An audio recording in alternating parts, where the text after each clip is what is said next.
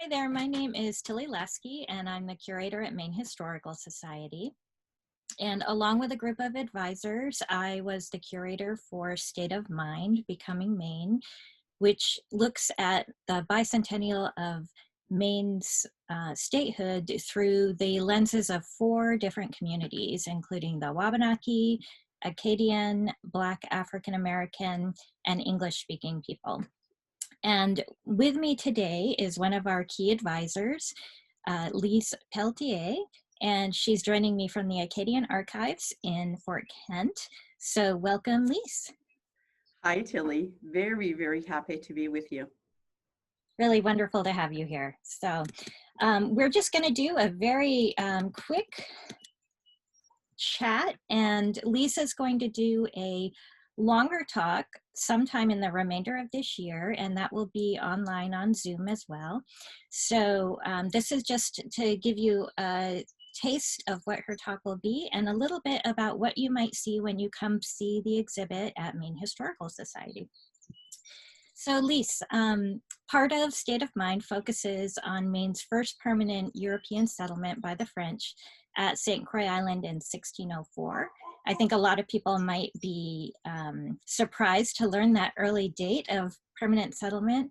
So can you talk a little bit about that and also define what Acadian means and give a brief history of the importance of the first settlement and its relation to the Acadian people and culture?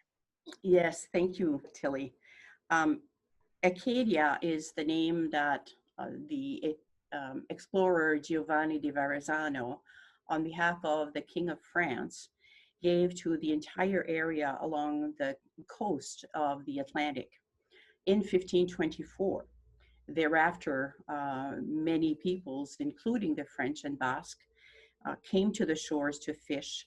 It was, in fact, such a lucrative business that the French king decided to create a permanent settlement. And in 1604, Pierre Dugas, who was the seigneur of Mont, and Samuel de Champlain, along with 79 people on board the ship, went to St. Croix Island and established themselves there as a permanent, the first permanent French establishment in the New World. It also marks the permanent presence of French in the New World. That is, starting in 1604, French have always been present in the New World. So when Quebec, for example, celebrated its 400th anniversary, it was in 2004, so 400 years after 1604. Thereafter, the settlement of people from 1604 moved to across the Bay Française, or the Bay of Fundy, to found Port Royal. And afterwards, people who immigrated to Acadie, as Giovanni de Verrazzano had called it, settled around Port Royal and along the Bay of Fundy. So it's extremely important, 1604, because it determines the presence of French, and the French, therefore, afterwards, who settled in Acadie and New France, and also because the settlers of Acadie in those first years are our ancestors. They are the ancestors of all the Acadians in the world today, Acadians who live in every province of Canada, who are also the cousins to the Cajuns in Louisiana, who live in Haiti, in France, and everywhere else in the world. So yes, it is an extremely important date, if you will.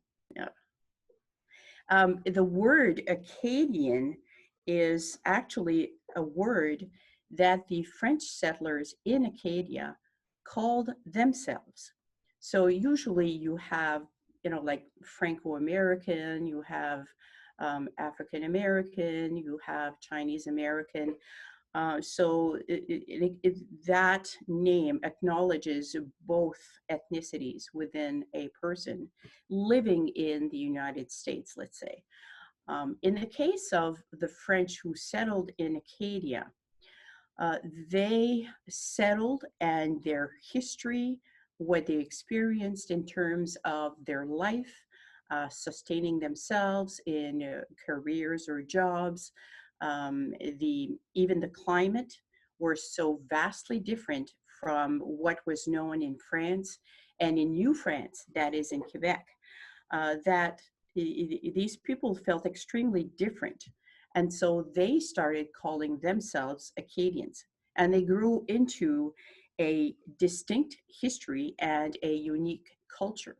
They were also very different from the France as they had known it. And so they evolved into their own identity.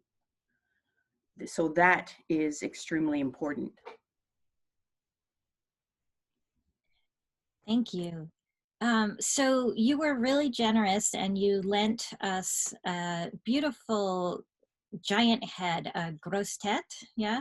And it's made in the form of Evangeline from the Henry Wadsworth Longfellow poem. And so can you tell us about what these giant heads are used for and why this one is really particularly important?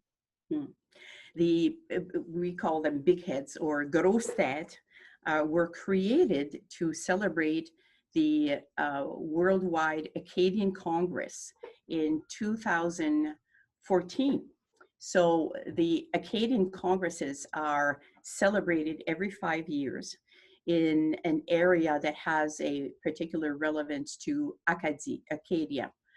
And in 2014, it was celebrated in the former territory of Madawaska. So the St. John Valley is right in the middle of that territory. The territory encompasses northwestern New Brunswick, northern Maine, and the county of Témiscouata in Quebec.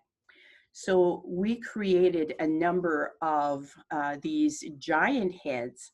They are basically paper mache, and they take on the form of elements of culture, elements of history that are particular to the St. John Valley. This one, the one you have, is Evangeline. So Evangeline has a particular resonance with the people of the St. John Valley because she represents Acadians. And for Acadians throughout the world, Evangeline represents a little bit of something else. Most people, most Acadians in the world have kind of a love-hate relationship with Evangeline. And this is why. Evangeline is the creation of an American poet, Henry Wadsworth Longfellow from Portland, Maine. This extremely popular poem was published in 1847. And it's an epic poem relating the ethnic cleansing of Acadians through the view of the heroine, Evangeline. By the way, Evangeline is a completely made-up name. No one in Acadia was called Evangeline before this poem. After the poem came out, everybody's girls were called Evangeline. There are Evangeline schools, Evangeline fried clams, Evangeline motor repair. The name lives on. It really is. It's a phenomenon. It's truly amazing. So Evangeline, the poem came out in 1847. Basically, it is the story of an engaged couple, Evangeline and Gabriel, who are separated during the ethnic cleansing of Acadians by the British. That is the historic fact that underlies the entire poem. The poem, though, focuses on the separation of Evangeline from Gabriel. So for 20 years, the poem meanders as Evangeline searches for Gabriel, and she searches for him along the Atlantic coast and in Louisiana for 20 years. After that, she decides to give up and minister to the poor in a hospital, where she finally does meet Gabriel, but he is on his deathbed. So when the poem came out in 1847, it was immediately translated. And because of the resonance of Acadians, and because it was based on a part of history that was absolutely silenced, it had a tremendous impact on the living Acadians, that is, the survivors of the ethnic cleansing. It felt like, although it was maybe 100 years later, that tragic event in the history of Acadians actually is still being felt today. The repercussions of having been not only exiled, but having your land dispossessed, having everything you own burned to the ground, having all the documents that prove that you were the owner of this land or this property, they were all gone. And so in effect, it was an erasing of a culture and a people, so that other people could come in, New England planters could come in and take the land that had been cultivated, rich, fertile lands cultivated by Acadians, in very moderate temperature, that reaped fruit and vegetables. And anyway, it was a land of plenty. And it all went to the New England planters, who were part of the ethnic cleansing as well, who gave a hand to the British government in rounding up the Acadians and putting them on separate ships, separating families, et cetera, which went on for at least 8 years. So when this poem came out, and for the first time, saying out loud that this ethnic cleansing had gone on, Acadians in a way rejoiced. They rejoiced because finally somebody talked about that missing piece of history that was not talked about at all. And so it sparked a revolution within the Acadian community, and Acadians started saying, we need to write our history, we need to get educated, we need to become involved in politics, because as the poem had been published, Acadians who returned to the area after the ethnic cleansing, they had to settle, but they were limited on how many places they could settle. They had to sign an oath of unconditional allegiance to the British Crown. They were extremely limited. They were French speaking. They were treated as citizens, as second-class citizens. Their language, their religion were not respected, but their numbers kept growing. And by the 1850s, when the poem gained such popularity, they were extremely populous. They represented at that time up to 30% of the population in, let's say, New Brunswick, where the Renaissance started. And within a couple of years, that Renaissance brought many elite, educated people to write their own history of Acadia, most of it written in French, and start educating people so that a new people could come and represent their own people in the legislature, in politics, and advocate for their rights. So in that sense, the poem Evangeline really did spark a need to become themselves fulfilled in their own identity and explore what that meant. On the other hand, Évangéline was not a typical Acadian woman. And the poem just barely touches the surface of the ethnic cleansing. And so the history of Acadians is not contained in the epic poem. Many people consider that Évangéline stole their history. That is, the story of Evangeline was so much more attractive, so compelling, that it was understood that this was the real Acadians. But then the poem ends, let's say in 1780, and you are left with the impression that Evangeline and Gabriel were probably the only survivors of the ethnic cleansing. And when they die, there aren't any Acadian people left. And so the poem is bigger than life, is therefore bigger than the history of Acadians. So something had to be done at that point. But the myth of Evangeline, the myth of Gabriel, even these made-up names, persists and persists.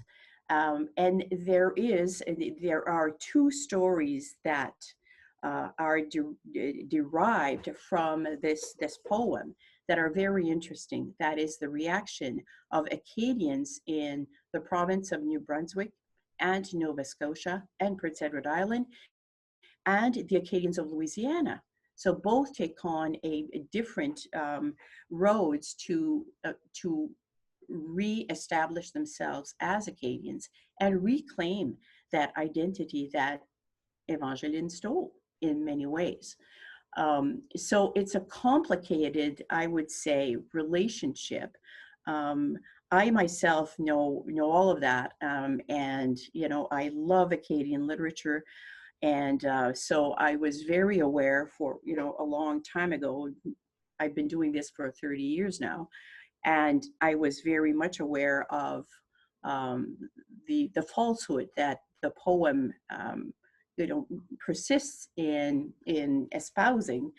And yet I can't help but feel touched by the poem, because I read it and it is just, it is just extremely well written.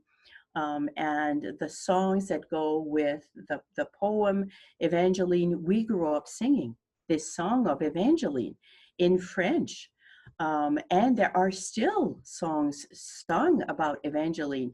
And I mean, you can't help but have goosebumps or shed a tear when you hear them, because it is such a beautiful story, such a poignant story. So that basically is the story of that big head that you have. The most famous of Acadian authors is Antonine Maillet.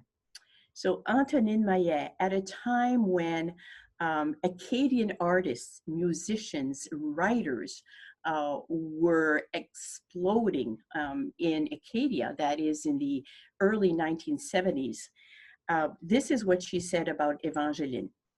If Evangeline had truly been an Acadian woman, she would have grabbed her skirts and she would have walked back to her homeland of Acadia, depending on where she had landed, and she would have married and had at least 15 children to build up her people, which of course Evangeline did not do. Evangeline just cries and moans and looks for Gabriel. Well, in fact, there are stories of Acadian people doing just that, right? Walking back to northern Maine in order to reestablish their home, right? Yes, exactly. And the story, actually, if we want to link Evangeline and the ethnic cleansing to the people of the St. John Valley, that is northern Maine, we are the descendants of the survivors of this ethnic cleansing, who tried to resettle in New Brunswick, in an area of New Brunswick, in the 1760s, after the ethnic cleansing, and were displaced 20 years later in 1783, when 12,000 loyalist soldiers and their families immigrated from the United States right after the War of Independence, and they were claiming land, British land, and the closest colony was Canada. And so at least 40 to 45,000 loyalist soldiers and their families went to Canada, and 12,000 of them landed in an Acadian village. At that point, the Acadians there felt that there was no way they would get a French priest, Catholic priest, to minister to their faith. Their lands were being depleted, and the game, that is the fur trade, were being depleted by the newcomers. And also the likelihood of Acadians ever gaining ownership of the lands was now seriously diminished because of the newcomers would have those lands. And so handing those lands down to their families was no longer possible. At that moment, the Acadians of the lower St. John River area petitioned for land in the Madawaska territory, which had not been settled by white. There were approximately 60 Maliseet families there, but there had been no white settlers until they arrived in 1785. Yeah, this brings up kind of my next question, which is the fact that a lot of people don't realize that Maine's northern border was very flexible while we were part of Massachusetts. And then even after we became a state in 1820, that border wasn't fixed until 1842, so 22 years afterward. Right. And the Acadians and your family were basically, you know, in between those two countries, and oftentimes didn't know whether they were residing on US land or Canadian land. And so can you talk a little bit about how that, like, not knowing where the border is affected your communities, and what it meant for you, what statehood meant to your community in that point, if you didn't really know which country you belonged to, let alone what state? That is exactly what the case was here. After 1820, everything else in the state was settled, but the northern boundary was in a flux. And so, things went on. That is, the major industry here at that point, it was a very early in the woods industry. And so, there were giant pines in this area.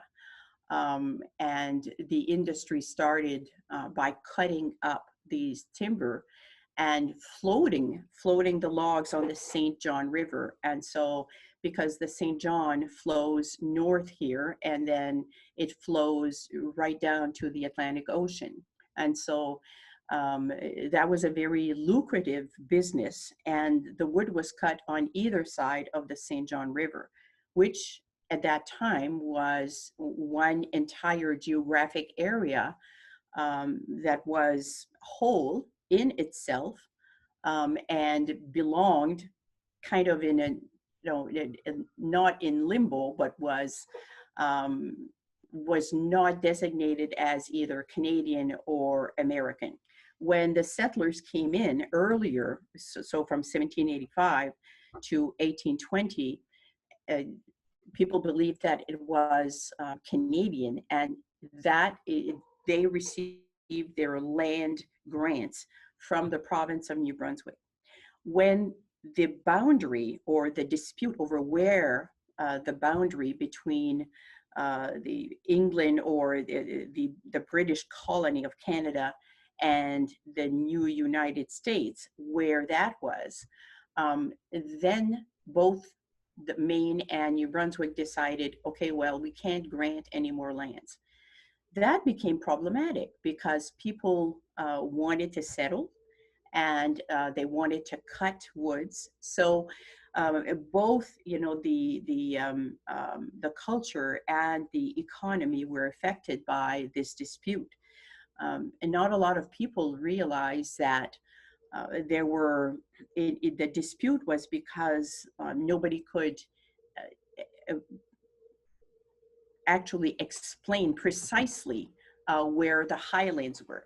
And this was the crux of the dispute. So the British believed that the highlands of this entire territory was in the Mars Hill area, while Americans believed that the highlands were in the Timisquata area. So you can see that there's an enormous divide. And the boundary really was a compromise in 1842. So they decided, both Webster and Ashburton decided that a compromise needed to occur so that neither country got exactly what it had demanded. But both countries could thereafter use the river as an international travel way for the logs, and so the industry could continue at that point. However, the boundary, the border, divided up a region that was completely homogeneous.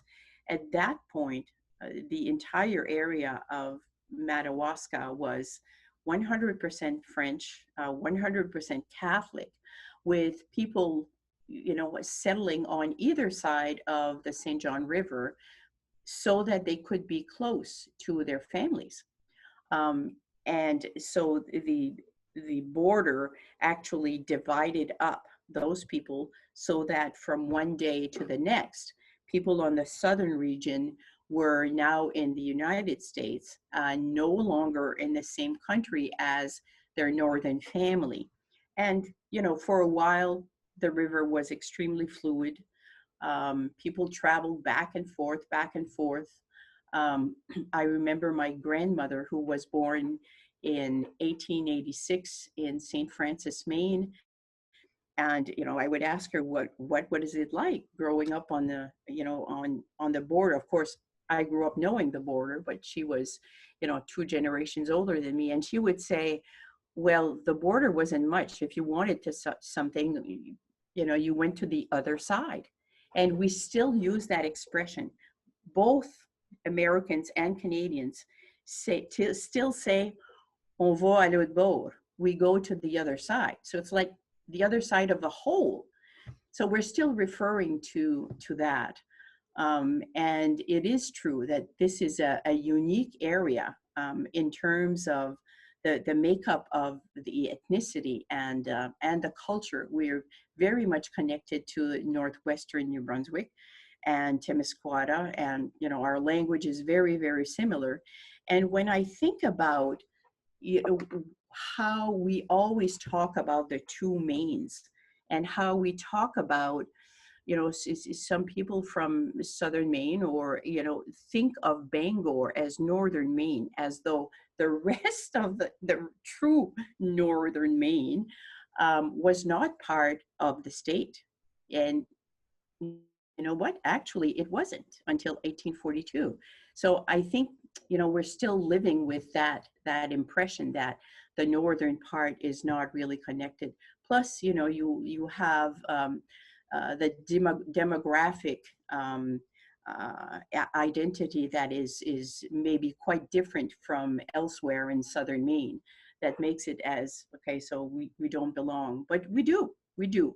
I think people of the St. John Valley are very attached to their Acadian identity, to their French identity, but they're also very attached to their state and their national identity as Americans, very much so. And there were a number of celebrations prepared for the Bicentennial. However, COVID-19 has really impacted all those celebrations that were scheduled to occur during the late spring and the summer, which is when we have a very healthy tourist industry going on. And now we've decided to postpone most of those activities because we cannot congregate in big groups. So we'll postpone probably until next year. So it'll be 2 years of celebrations. Well, great. And I think that so many of the listeners here will be really educated and understand a lot more about Acadian culture in Maine. So I really appreciate your time. I also want to direct people to Maine Historical Society's website, which is mainhistory.org, and you can watch that space to know when we are reopening sometime in July, and you can actually see Lisa's work at on the Acadian culture and some of those maps that we were talking about the border.